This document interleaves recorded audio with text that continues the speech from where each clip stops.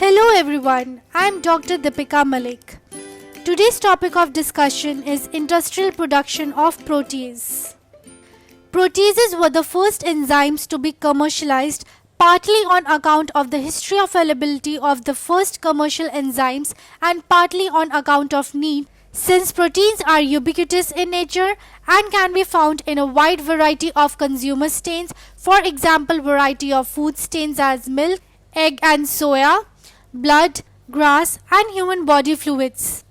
Proteases constitute one of the most important groups of industrial enzymes, capturing almost 60% of the total enzyme market. The vast variety of proteases with their specificity of action and application have been exploited widely in the detergent, food, pharmaceutical and leather tanning industries.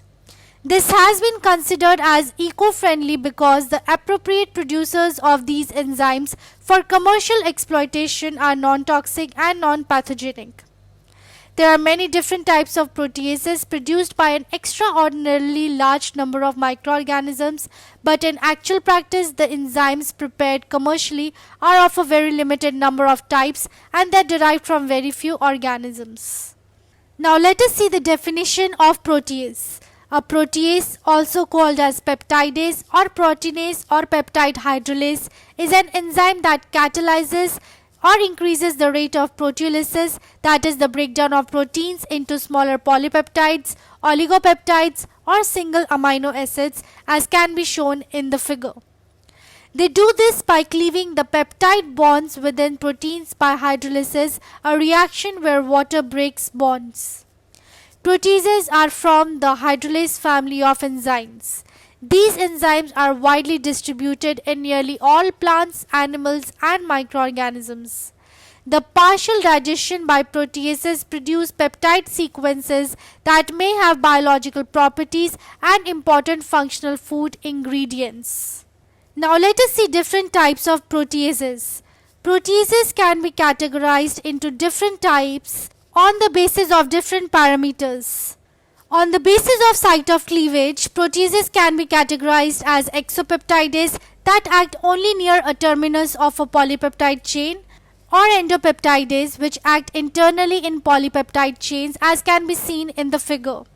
On the basis of optimal pH in which the proteases are active, they can be categorized as acid proteases, neutral proteases and basic or alkaline proteases.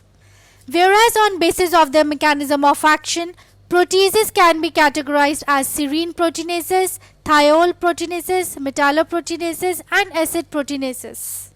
Now let us have a look on different sources of proteases.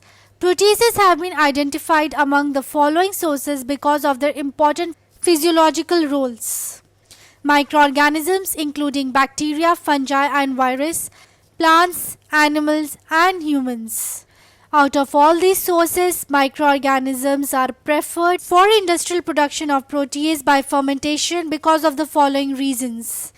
They show an ease of genetic manipulation and extensive diversity. Microorganisms involve lower manufacturing costs. Large-scale production in industrial fermenters is possible.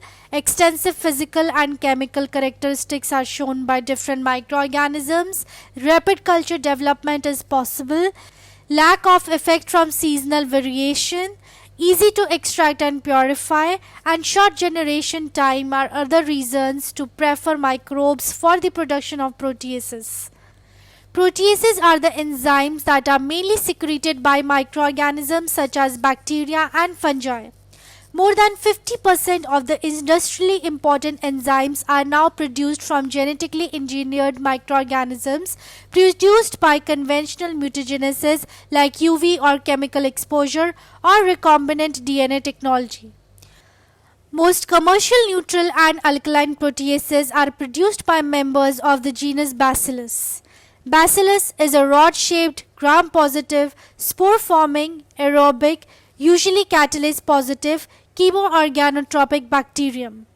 They can be cultivated under extreme temperature and pH conditions to give rise to products that are in turn stable in a wide range of harsh environments.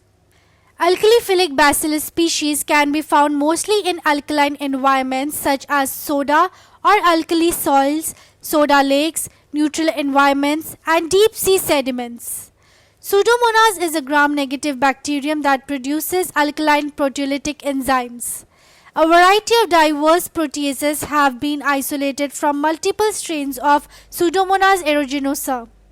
Fungi produce a wide variety of proteolytic enzymes than bacteria. For example, Aspergillus oryzae produces neutral acid and alkali proteases. The table shows the name of different species of bacteria and fungi which have been used for the production of proteases. Now let us see the substrates used for the production of proteases. The type of proteolytic enzyme formed may depend on the composition of the medium. For example, Bacillus NRRL B3411 produces preferable neutral proteases when grown on a grain medium, but mainly alkaline proteases when cultured on a fish meal enzacellulose medium.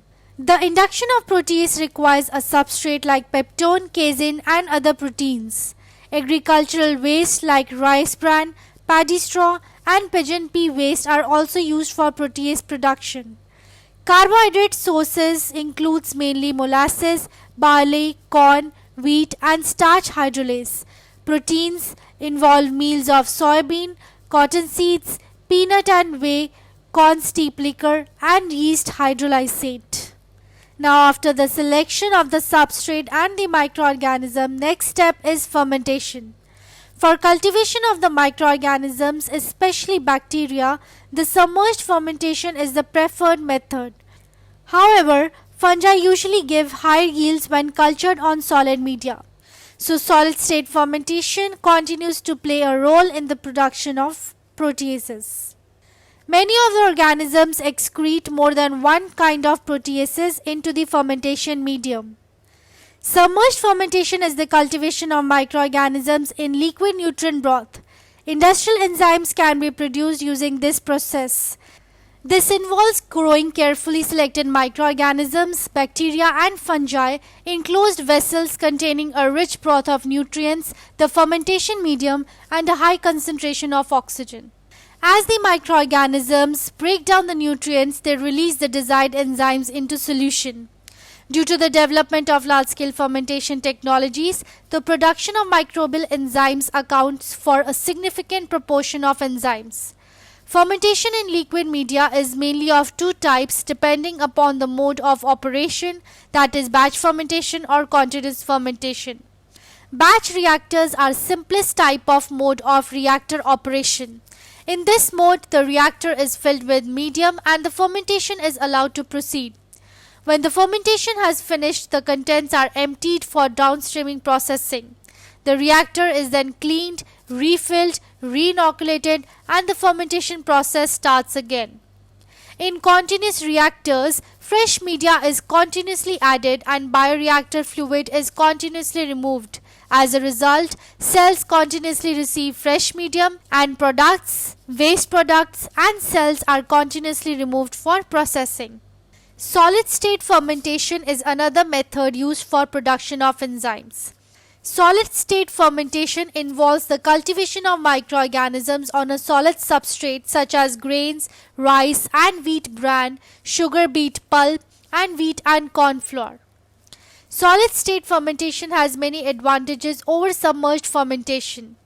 These includes high volumetric productivity, relatively high concentration of product, less effluent generated, and simple fermentation equipment. There are many substrates that can be utilized for the production of enzymes by solid state fermentation. The selection of substrate depends on many factors, which is mainly related to the cost and the availability of the substrate. Other factors include particle size and the level of moisture.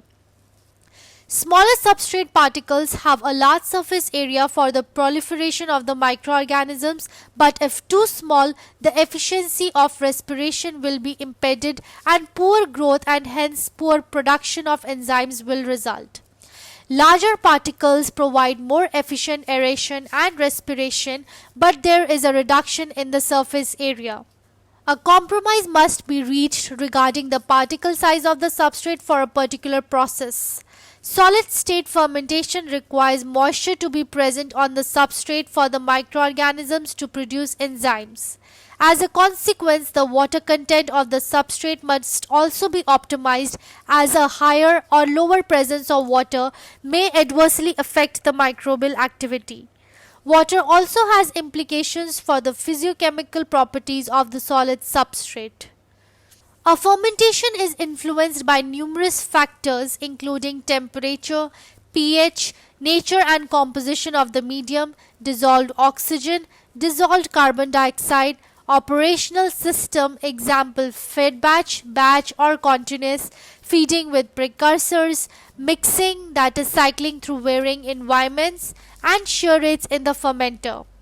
Variation in these factors may affect the rate of fermentation, the product spectrum and yield, the organoleptic properties of the product like appearance, taste, smell or texture, the generation of toxins, nutritional quality and other physicochemical properties. Now after the fermentation is complete, next step is the recovery of protease. First step in harvesting of enzymes from the fermentation broth is removal of insoluble products like microbial cells, which is generally carried out by filtration or centrifugation. The biomass is treated with lime to deactivate the microorganisms and stabilize it during storage, and then can be used as a fertilizer. Most of industrial enzymes are extracellular, which remain in the fermentation medium after removal of the biomass.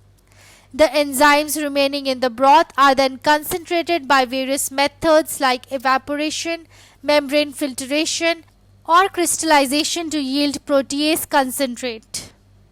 As an alternate recovery procedure, the amylase can be precipitated from aqueous solution by the addition of cold acetone, ethanol, isopropanol, or ammonium sulfate. After the protease concentrate is obtained, next step is its drying. Certain applications require solid enzyme products, so the crude powder enzymes are made into granules to make them more convenient to use. Therefore, enzymes are dried by using vacuum or spray drying. The powder obtained is finally packaged for sale. The next slide shows different applications of proteases in food industry. Dairy industry. The important application of proteases in the dairy industry is in the manufacturing of cheese. In cheese making, the basic role of proteases is to hydrolyze the specific peptide bond between phenyl and methionine at 105th and 106th position to generate paracasein and macropeptides. Baking industry. When proteases are mixed in flour dough, they reduce mixing time and generate a bread loaf with better texture and crust color. Proteases have been used to degrade and decrease gluten content in bakery products. Soy sauce production. On an industrial scale, proteolytic and amylase enzymes are used in the digestion of deflated soybeans in salt brine. This significantly reduces the time for brine fermentation. Large amounts of protease and amylase enzymes are produced by the mold Aspergillus oryzae after a 48-hour culture during soybean koji fermentation. Brewing industry. An alternative malting process uses industrially produced amylase and protease enzymes for fermentation of starch. Because malting requires grains and heat for drying, bypassing this process will save energy as well as agricultural land. Bacillus subtilis proteases are used to solubilize proteins from barley adjuncts for production of wort. Haze formation due to proteinaceous substances in beer is also hydrolyzed by microbial proteases. Meat tenderization. Exogenous proteases such as collagenase from Clostridium histolyticum, aspartic proteases from Aspergillus oryzae, thermophile protease from Bacillus strain, and caldolysin from Thermus strain are being used commercially to improve the tenderness of meat, that is, its ability to be chewed or cut easily. Industrial production of aspartame. Aspartame, also known as NutraSweet or Equal, is an artificial non-carbohydrate, zero-calorie sweetener. Enzymatic synthesis of aspartame is carried out by proteases. Now let us have a quick review on the industrial production of proteases. The first step includes the selection of a suitable substrate containing sufficient carbon and nitrogen source. Next step involves the selection of a suitable microorganism, which may be a bacteria or fungi. After that, fermentation is carried out by two main methods, that is solid state fermentation or submerged fermentation. After the fermentation is complete, the microbial cells are separated from the fermentation medium by centrifugation or filtration. The biomass obtained is treated with lime and can be used as a fertilizer. The enzyme remaining in the broth are then concentrated by various methods like evaporation, membrane filtration, crystallization, or precipitation. The concentrate of protease obtained is further dried and packaged for selling. With this, we wind up the topic of industrial production of proteases. For any doubts and queries, you can contact me through the given email ID. Thank you.